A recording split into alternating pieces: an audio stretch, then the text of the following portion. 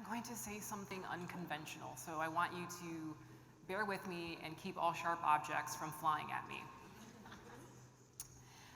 I'm here to tell you that diverse casting has become a bit of a red herring for our industry. Specifically, diverse casting has been keeping us from the greater impact that we can have as storytellers and brand builders. It has somehow become the only tool in our toolbox that we've reached for to deliver those objectives. It can't do those things alone. And so we need to have more focus in how we can drive DE&I with our stories and our brands. Because when we do that, we can create lasting impact in culture. We can bring new audiences into our stories with our brands, and we can future-proof our businesses. Now, as a member of the World Federation of Advertisers D&I Task Force, and someone who quite honestly has had to simultaneously learn and lead in this space, I've seen many brands and many storytellers stumble because they've been distracted with diverse casting and treating it like a tick box exercise to make sure we're trying to be everything for everyone. Now, it's okay to stumble, we're all on these journeys, but we really need to be learning from these missteps if we're going to change the game and actually create lasting impact in culture with our DE&I and agendas. Let's look at a misstep from Heineken that you see here looping. Now, Heineken, of course, have acknowledged that this was a misstep and they've pulled the ad. But when I see this work, I see a team that was quite possibly distracted with tick box exercises. Let's make sure we have lots of diversity in our work, and they lost sight of the broader picture. Like sometimes lighter is better. We missed the mark here, and I think it's really important that we learn from this mistake. We can't expect diverse casting to leave impact, to bring new audiences authentically, and fundamentally future-proof our businesses through inclusion. Now, I would love to see a show of hands. Who here has been in a conversation to drive more DE&I in their work, whether it be stories or their brands? Who here has been actively in that? Yeah. Like literally every hand shot up, and that doesn't shock me at all, right? We're all here today to understand the power of inclusive leadership and how we can use that to create lasting change in culture with our stories. But what is shocking is that 88% of consumers across the globe don't feel seen in modern day advertising. They don't see themselves, they don't see their friends, their families, or the communities that they identify with. So if all of our hands went up and we're in these conversations, why is it that so few actually feel seen and impacted by our work? Now, I believe it's because there's a real opportunity for inclusive leaders to step up and elevate the discussion that they're having with their teams, their peers, and their clients, right? If you're talking about diversity, equity, and inclusion only at the casting phase, you missed the mark. You missed your opportunity. We need inclusive leaders who have 3 key attributes within this space. They need to be purposeful. We need to understand the bigger opportunity for our brands and our stories to have impact. It's not just to sell more. It's not just to highlight that we are the best, but we can do more than that, and it's about understanding the potential impact we can have. We'll be able to do this in a more appropriate way. We also lost the plot somewhere along the line. We really need leaders who understand positive portrayal. No matter who you put in front of the camera, we need to be making sure that we're portraying them in the most positive light, because it's when we add this to diverse representation, we actually see our work have impact and performance. And we need to be more curious. We need to bring our curious selves to everything, to every email, to every meeting, to every client discussion. By being curious and asking the questions that go unasked, you're going to find new opportunities to actually be more inclusive in the entire process, not just casting. So let's take a moment and talk about purpose. Now, no matter your feelings on the word, because I know it's gotten a bad rap in the press recently, it's about fundamentally understanding the positive contributions we can make with our work, with our brands, and with our stories. So let me explain this a little bit more with the help of one of our Reckitt brands. I'll take Nurofen. At Reckitt, each one of our brands has to pick one social or environmental cause they can positively and meaningfully contribute to, all captured through one of the United Nations Sustainable Development Goals. So if we think about Nurofen, the inventor of targeted pain relief, their purpose is to put people, not pain, in charge of life. Seems pretty straightforward. But in doing this, we need to understand what gets in the way of everyone from having fast and appropriate treatment for pain relief, because 8 in 10 deal with pain daily. And if that goes unchecked, they can become chronic conditions. So knowing that this is the purpose for this brand, we're squarely aligned to SDG 3, which is about good health and well-being. So if we want to realize this vision, we also need to understand what is the situation when it comes to healthcare and well-being. The UK has the 12th largest gender-based healthcare gap in the world and tops the list when we think about the G20. So women are being left behind when it comes to healthcare. And according to a recent study and survey that was conducted by the Department of Health and Social Care, did not paint a pretty picture for what this lived experience is like for women. For example, 4 in 5 respondents said they felt unheard when talking with their healthcare professionals. 4 in 5. 1 in 10, so 1 in 10, which is so alarming, felt they had appropriate and enough information about menopause. By understanding the broader context that the brand sits in and the way in which it can contribute positively, we need to understand the barriers that get in the way of that. And when you understand the barriers, you see who's left behind. Diverse casting doesn't do any of this work. Understanding the purpose and the impact that we can have establishes who we can impact the most, and it's that group of people we want to be consciously including in everything that we do.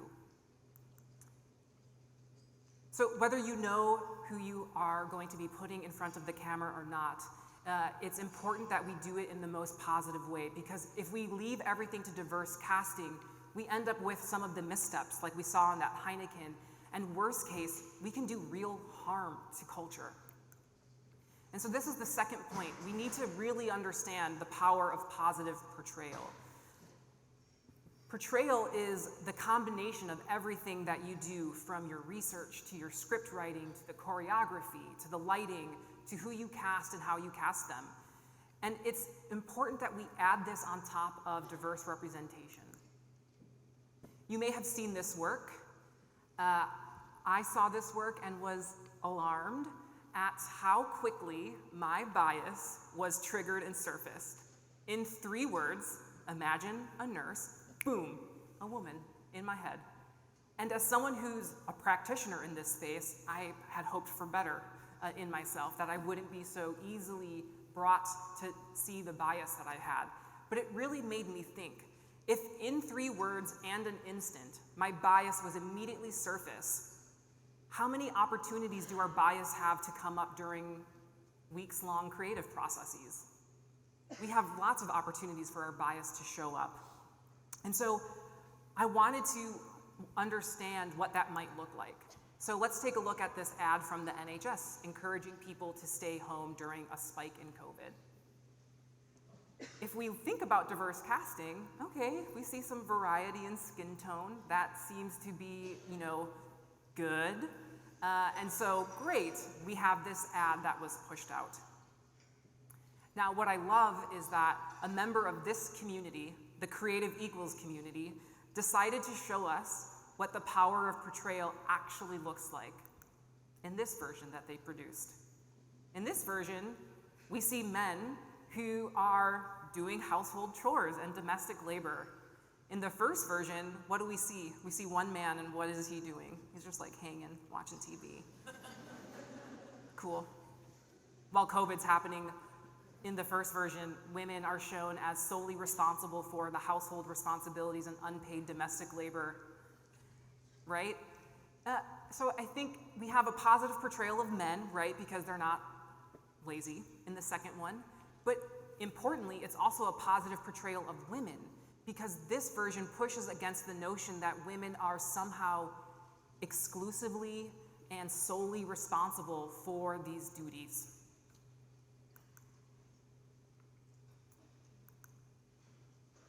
You might be saying that, well, that's the NHS.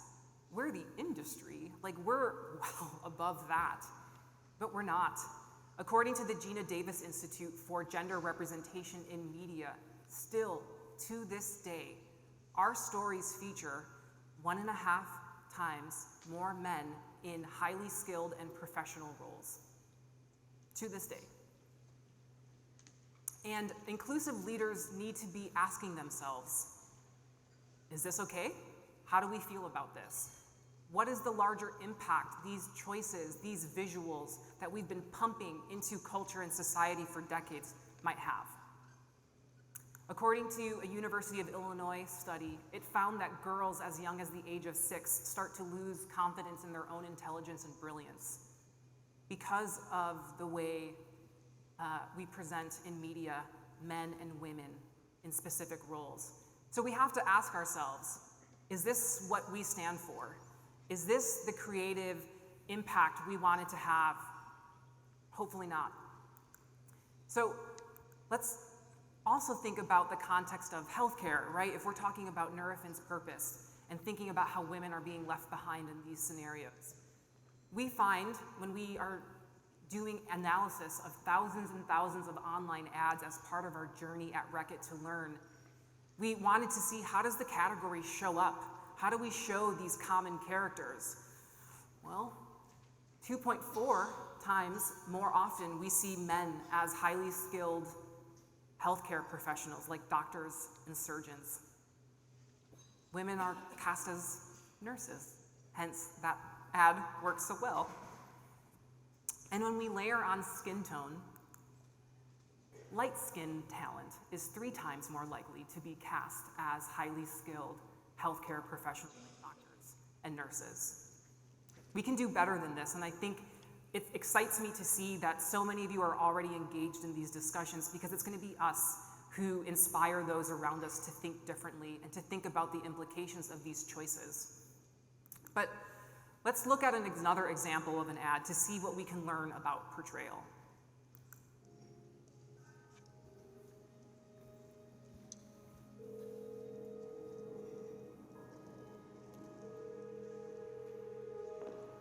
Mrs. Law? Yes. We found a baby girl for your adoption, but there's some things you need to know. She's in Siberia, and she was born with a rare condition. Her legs will need to be amputated. I know this is difficult to hear. Her life, it won't be easy.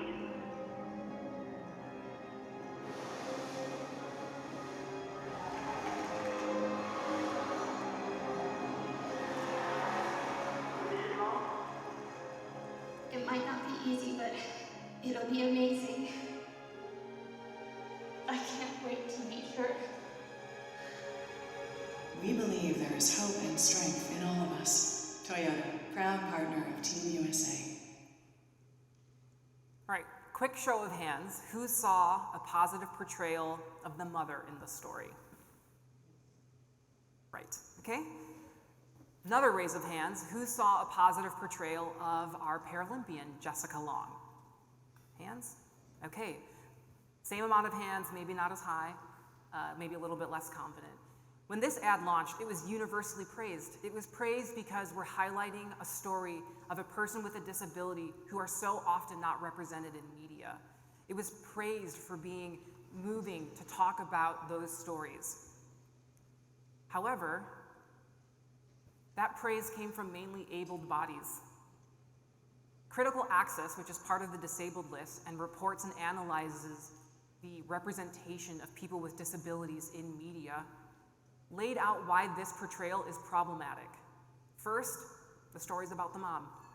The story's about the mom's struggles and sacrifices in adopting a transnational baby with disabilities.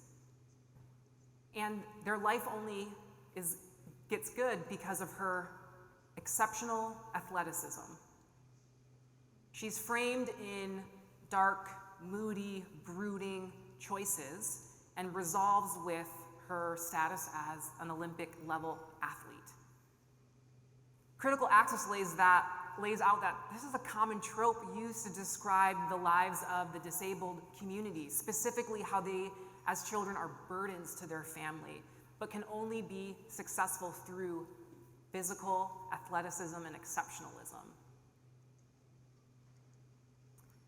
Now, you might be saying, oh my gosh, that is so hard. I have to track lighting, I have to track casting, I have to track my research. There's just too many things to track.